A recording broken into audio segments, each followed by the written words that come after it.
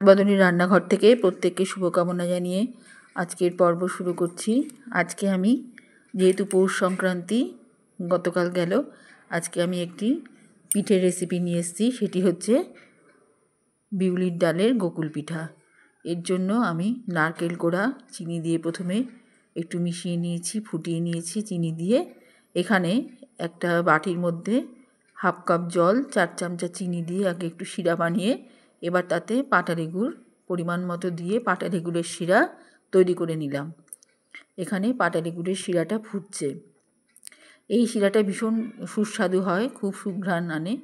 এবারে যেটি আমি নারকেল কোড়াটা যে চিনি দিয়ে যেটা আমি জাল দিয়েছিলাম তার মধ্যে দুধ দিয়ে দিলাম। দুধ দিয়ে এখানে হাফ লিটারের একটু কম দুধ আছে।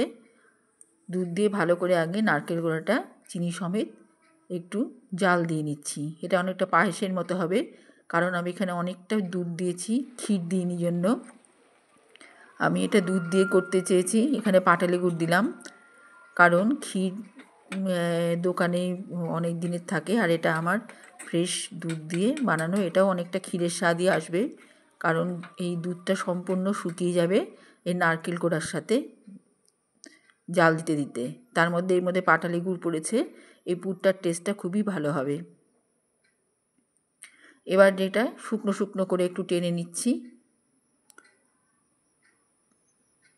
এটা আমার পুর তৈরি হয়ে গেল।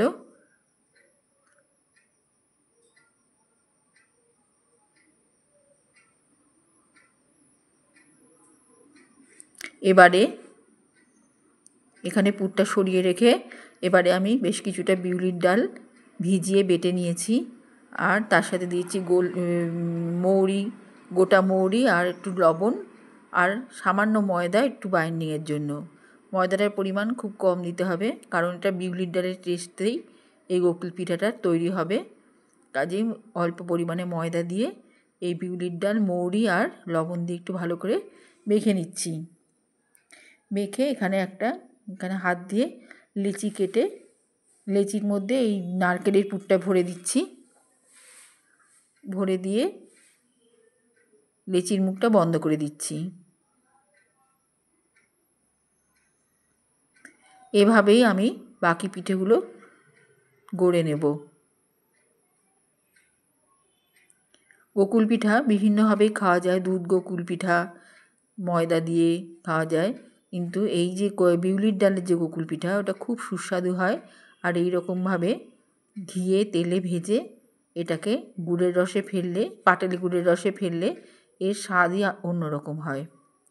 যাকে আমার এবার সম্পূর্ণ পিঠেগুলো গড়ে নিয়েছি। এরপরে আমি ঘি আর রিফাইন তেলের মধ্যে একসাথে ভেজে নেব। পুরো ঘি দিয়ে ভাজা যাবে না, স্বাস্থ্যের পক্ষেও খারাপ। তাছাড়া ঘিয়ের প্রচুর দাম, ওইভাবে অত ঘিতে ভাজাও যাবে না। আমি এরমভাবে একটু নকশা করে নিচ্ছি, অন্য একটু লেচি কেটে এই গোকুল পিঠার যেটা গড়েছি তার উপর দিয়ে একটু নকশা ডিজাইন করে নিচ্ছি। এতে কিছুই না, একটু দেখতে ভাল লাগে।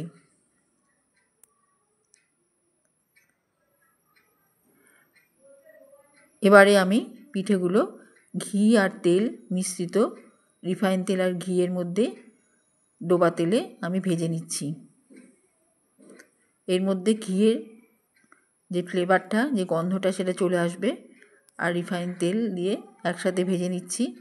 এরপরে আমি ওই যে পাটালি গুড়ের যে শিরাটা যেটা বানিয়েছিলাম একটু আগে, সেই শিরার মধ্যে পুরো সিদ্ধ করে নিব। অসাধারণ স্বাদের এই গোকুল পিঠা, অপূর্ব লাগে এই পিঠাটা খেতে।